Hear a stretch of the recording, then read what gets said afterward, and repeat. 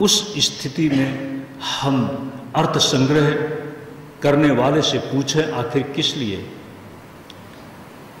आखिर किस लिए? क्या तुम्हारी जरूरत के लिए पर्याप्त नहीं है? जितना है उसके पास, उसका भी शायद अपने जीवन में वह उपयोग नहीं कर सकता। उसके परिवार के स्वजन संबंधी भी शायद पूरे जीवन उसका उपयोग नहीं कर सकते। इससे ज्यादा धन है, लेकिन फिर भी धन के प्रति अंधी दौड़।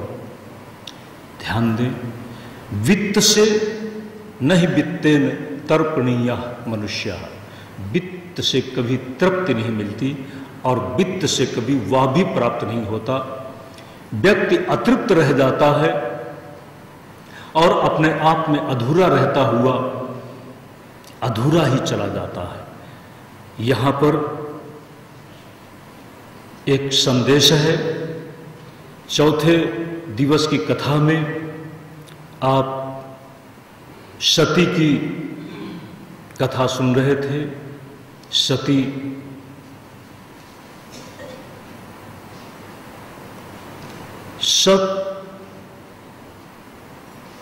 सत को जगत का कारण बताया गया। सद ब्रह्मो सदैव सौम्य इदमग्र आसीत। जब कुछ भी नहीं था तब भी जीवन के पीछे जो आधारभूत सत्य है वह तो था, जिसका कभी भी बाध न हो। काल की मर्यादा जिससे स्पर्शित न हो, उस परम सत्य को ही जगत का आधार बताया। उसमें ही जगत उद्भासित हो रहा है। उसको ब्रह्म कहा। उस ब्रह्म की व्याख्या की सच्चिदानंद रूप में। जब श्रीमद् भागवतकार श्रीमद् भागवत की रचना करने जा रहे हैं, तब अपने कथानायक कृष्ण को वह सीधे सीधे नहीं बताते, किंतु उन्होंने ब्रह्म के रूप से बताया। सच्चिदानंद रूपाय। सच्चिदानंद रूप जो ब्रह्म, वह ब्रह्म ही कृष्ण है, वह ब्रह्म ही अपने आप में राम है। लेकिन हम इस धरती में उनको देख नहीं पाते। भगवान श्री राम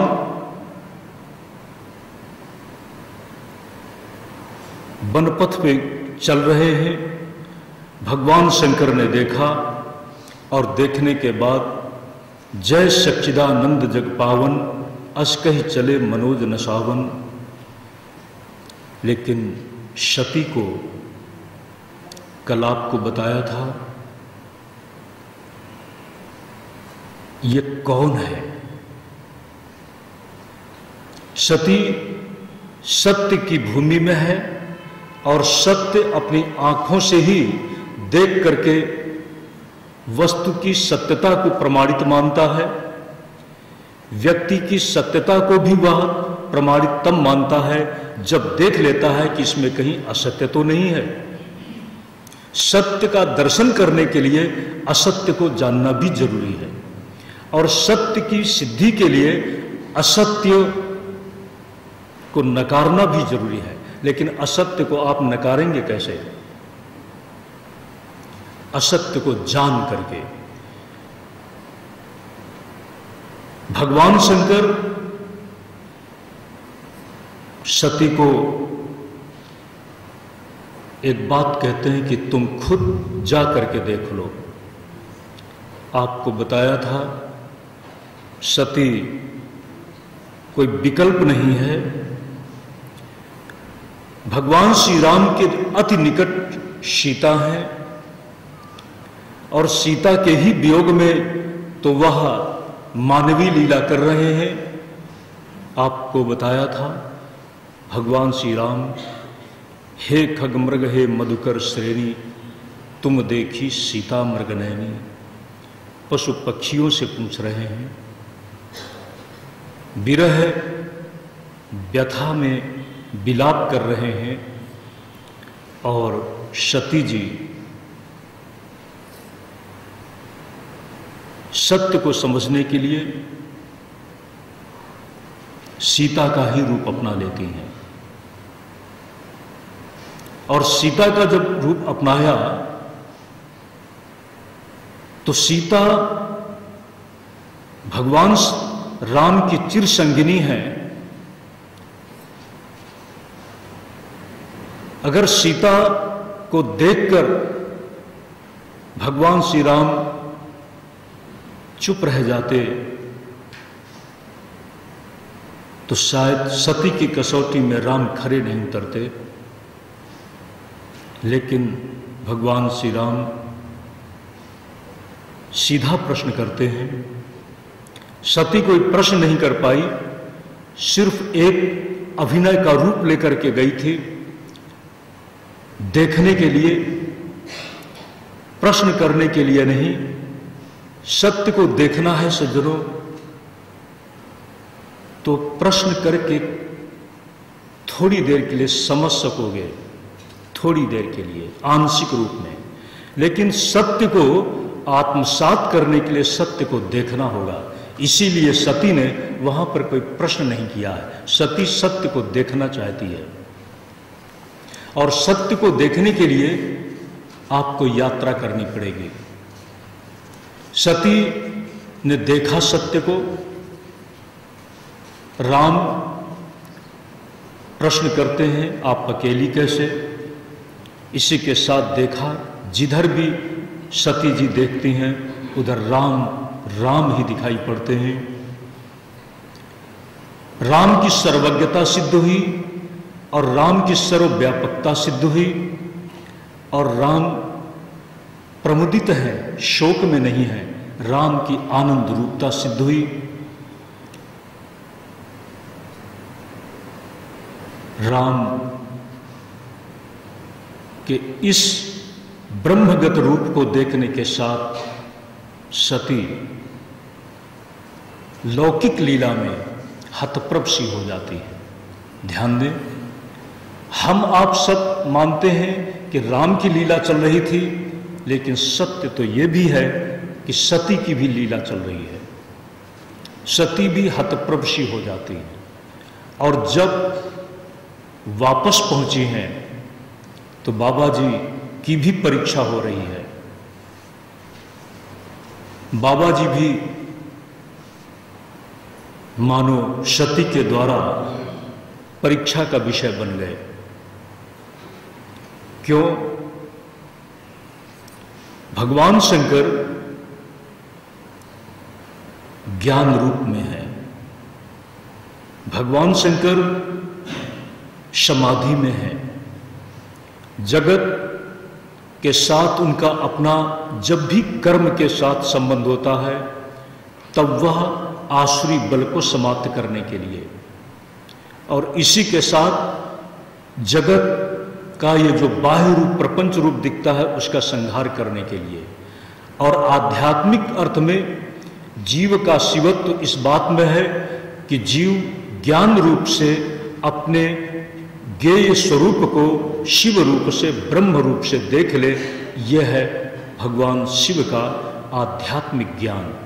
अपने इस परम स्वरूप में रहते हुए वे हमें समाधि का भी निर्देश करते हैं। तो ज्ञान की कक्षा से भगवान शंकर सती के सामने आज स्वयं परीक्षा का विषय बन गए।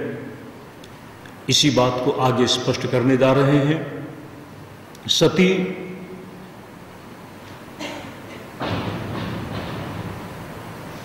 आपकी तरह से ही मैंने नमस्कार किया।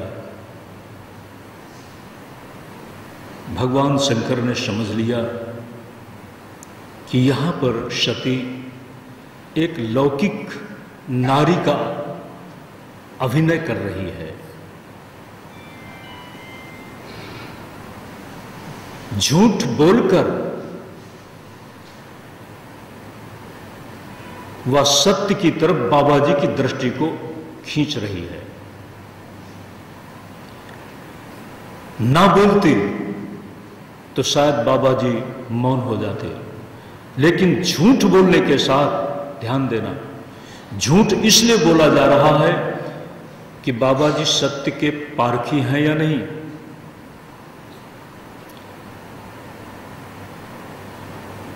जिस शक्ति के लिए कहा हेतु समस्त जगताम त्रिगुणादिदोषैर् न ज्ञायसे हरिहरादिभिरप्यपारा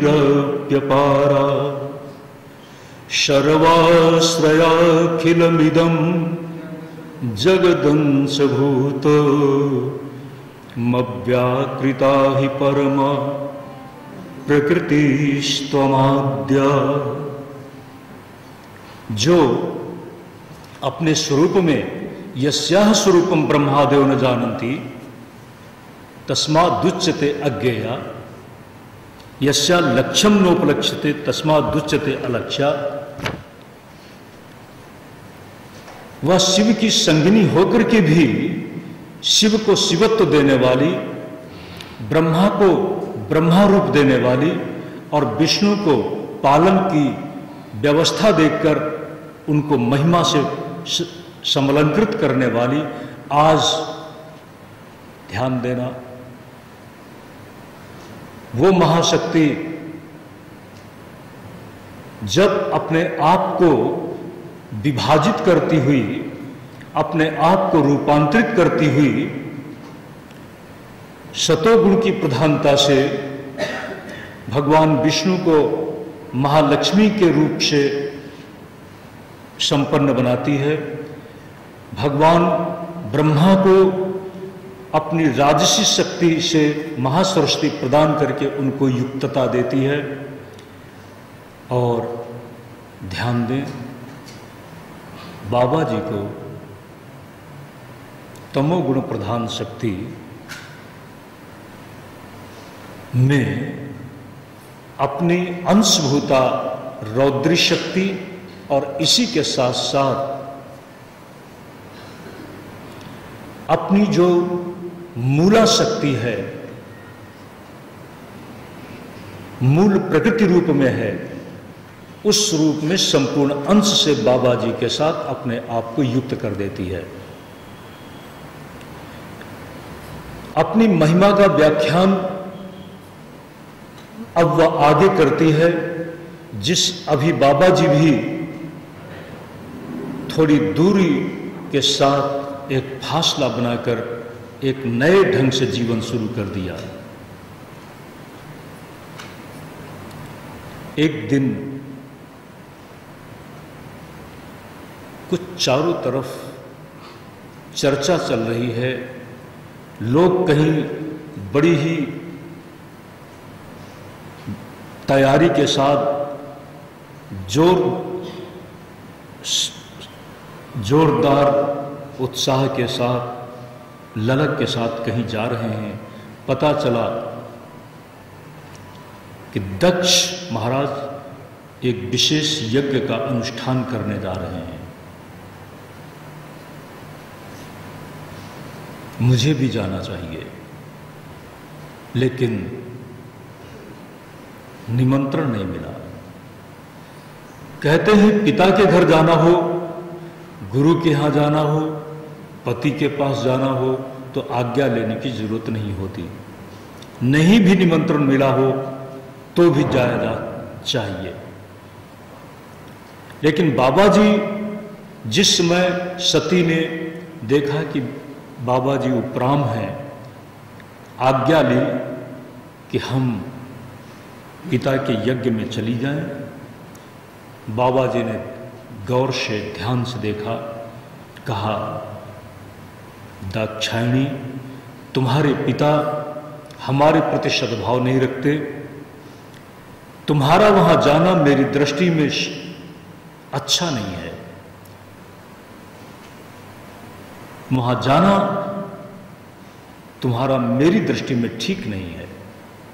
शुभ नहीं है। लेकिन सती ने कहा, मैं जाना चाहती हूं और जाऊंगी, लेकिन आपकी आज्ञा के बिना नहीं जाऊंगी। जाऊंगी जरूर, आप आज्ञा दीजिए।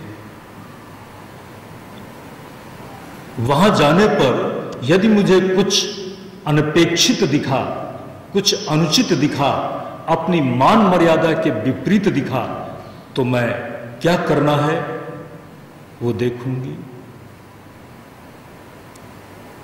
मैं उसका प्रतिकार करना भी जानती हूं, लेकिन मुझे आप आज्ञा दीजिए। बाबा जी ने आज्ञा नहीं दी। नारी हठ जाने के आग्रह में बाबा जी आज्ञा नहीं देते और बिना आज्ञा के वो जाना नहीं चाहती। इसी के साथ उसके अंदर एक आक्रोश पैदा हुआ है। जब आक्रोश पैदा हुआ, इसी के साथ वह भयंकरी रूप में प्रकट हुई। बाबा जी अपने अगल बगल जिधर भी देखते हैं, कहीं पर वह भैरवी के रूप में, कहीं पर वह छिन्न मस्ता के रूप में, कभी वह बगला के रूप में, कभी वो हमारी जिसके प्रांगण में आप जिसके परिसर में बैठे हुए हैं, षोडशी त्रिपुर सुंदरी के रूप में।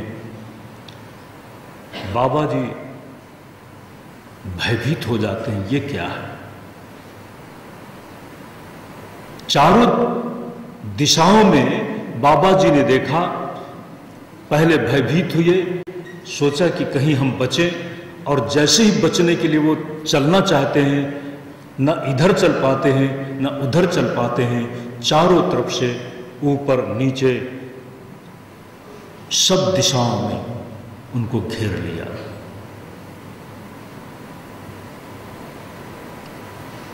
ध्यान देना, बड़ा से बड़ा समर्थ व्यक्ति भी बाहर की दुनिया में वह कितना ही प्रभुत्व रखता हो, बाहर के लोगों के लिए वह कितना ही सम्मान्य हो और बलवान हो, लेकिन घर के अंदर आकर वह पाता है कि लाचार बन गया। घर में वह लाचार हो जाता है। उसके बाहर का अधिकार घर की चार दीवारी के अंदर कुंठित सा हो जाता है। बाबा जी आज कुंठित हो गए। ध्यान देना, अशक्त से होने लगे। उसी समय वह शक्ति मुस्कुराती हुई बाबा जी के सामने स्मित हास्य करती हुई देखा कि सहज रूप से फिर खड़ी है। बाबा जी ने कहा, जाओ, आज्ञा दी। आज्ञा मिलने के बाद